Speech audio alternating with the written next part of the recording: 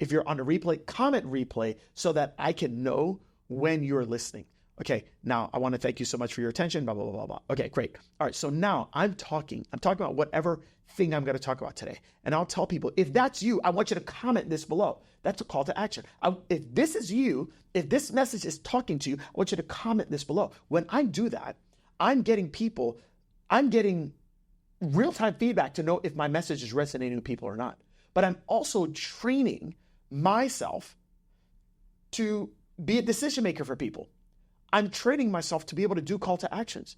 I'm also training my audience to want to take advice from me, okay? And so if you don't do that, you will never put yourself in a position to where you have any value except for you actually doing things on people.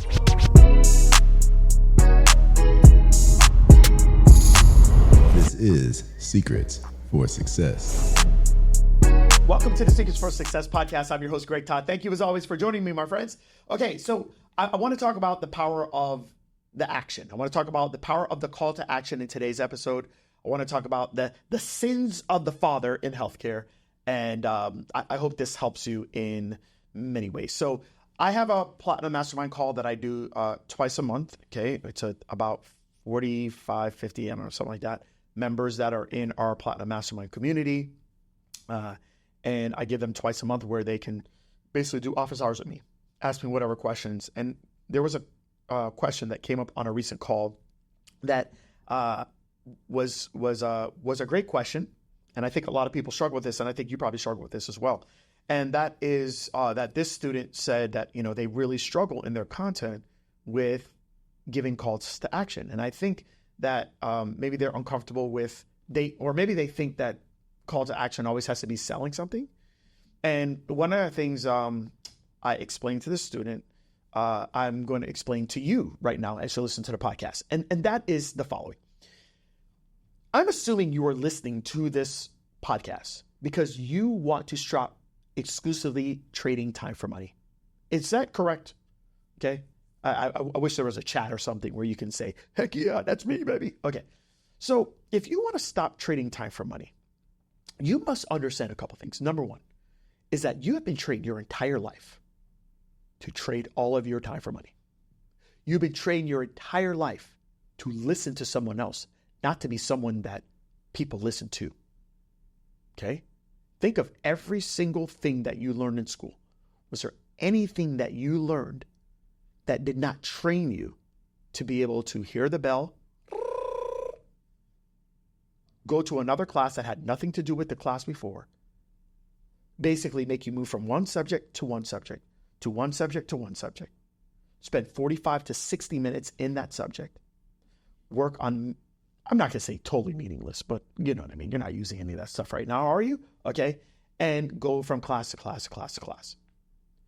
And then when you finished your schooling and you went to a higher level schooling, you were taught how to do things for other people. You were never taught to make decisions for others.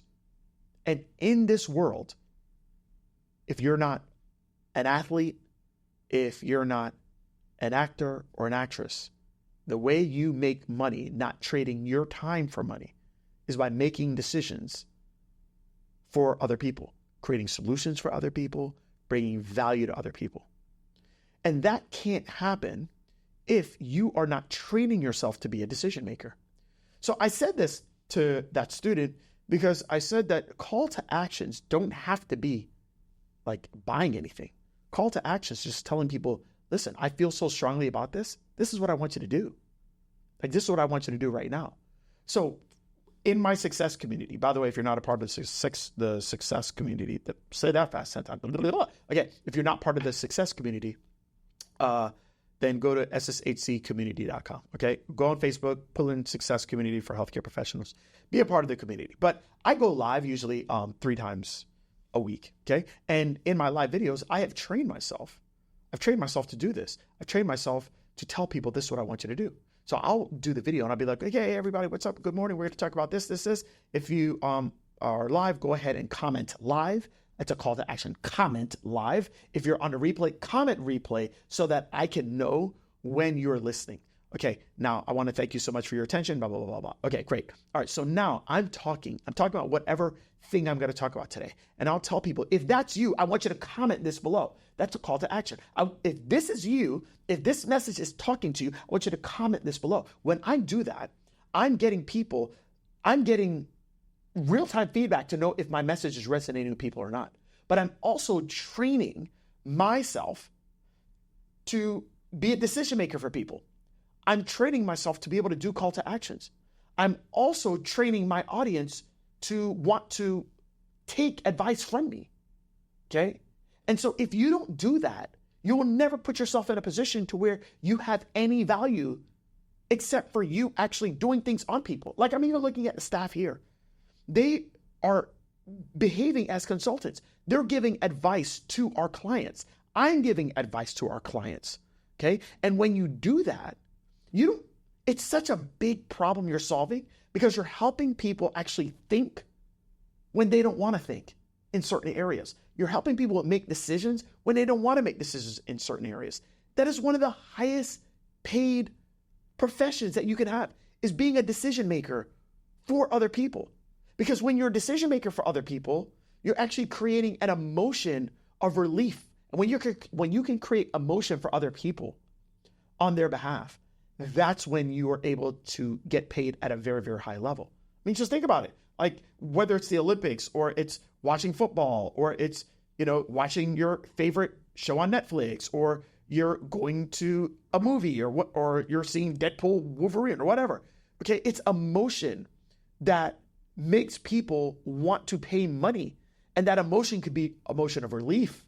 It could be laughter. It could be joy. It could be anxiousness. It could be like tension. It could be so many different things, but you must understand the power of that. And if you as a healthcare provider, me as a healthcare provider, if you can't create some type of emotion, and that emotion for many of your clients is relief because of your ability to make decisions for them, what are you doing? Like, what are you doing? You're of very little value. You're competing with everybody else. I don't want to compete with everybody else. So you must harness the skill of decision making, and that skill is harnessed through getting people to do the things you're telling them to do. You must get good at that. And so anyways, that's what I told my client today, okay, on the call that we did. And I think that's so powerful for many of you. You must learn how to tell people what it is that you believe they should do, or you will never, ever, ever have value in the marketplace as someone that can help me with big problems. Now, you can help people with small problems, but you can't help people with big problems. Big problems is when people have to make big decisions, okay? And that's what people are looking for. They want people to make decisions on their behalf. So I hope that helps you. I hope you start to, whether it's emails or text messages or Instagram videos or Facebook videos or YouTube videos, I hope you start to not just do videos, but you do videos imploring people to do the thing that you truly believe that's in their best interest for them to do, because it's going to make their life better, okay? And if you do that, then they'll start to look at you as an authority. They'll start to take your counsel, and then it's a much higher probability that they will work with you in some capacity because the trust is there. They've already taken your counsel and it's helped them, okay? If you can't help them, then why should I pay you to help me when you haven't proven that you can help me in the first place? I hope that helps. I hope that serves you. Love you guys. Till next time. That was easy.